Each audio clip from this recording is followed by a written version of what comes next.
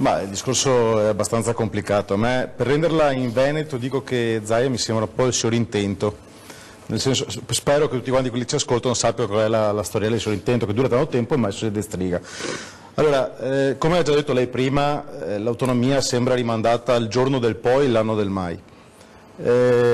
Tutto dà adito a pensare che sia una presa di tempo per arrivare a portare avanti un qualcosa che dia la possibilità prodroma alle prossime elezioni. Dato che a livello tecnico, matematico, l'autonomia con i 9 decimi del residuo fiscale e le 23 competenze è tecnicamente e matematicamente impossibile ottenerla, perché è vero, bisogna dare ragione a alcuni ministri anche dei 5 Stelle che se veramente il Veneto avesse la possibilità di trattenere a sé i 9 decimi del residuo fiscale e le 23 competenze, così come la Lombardia, mancherebbero quei 70 circa miliardi tra Veneto e Lombardia che dovrebbero andare poi in Italia. Senza questi 70 miliardi non so come può fare l'Italia a rimanere in piedi. Già sta in piedi per miracolo, può immaginarti togliendo via quei 60 miliardi.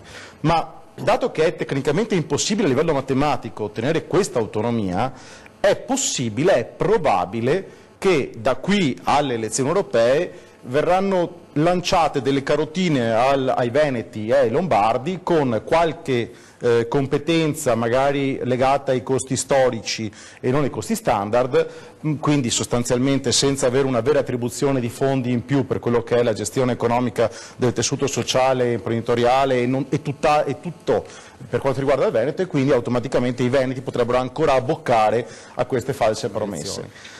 Tra l'altro di oggi, anche se in realtà è da un po' di tempo che c'è la voce, sembrerebbe che ci sia pronta una poltrona in Europa per il Presidente Zaia, che comunque continua a dire assolutamente no, assolutamente no. Partiamo dal presupposto che se non arrivasse l'autonomia sarebbe un autogol clamoroso per la Regione Veneto, per Zaia in modo particolare, per la Lega in senso generale. Quindi potrebbe essere una mossa per mantenere salda una posizione politica, mettiamola così.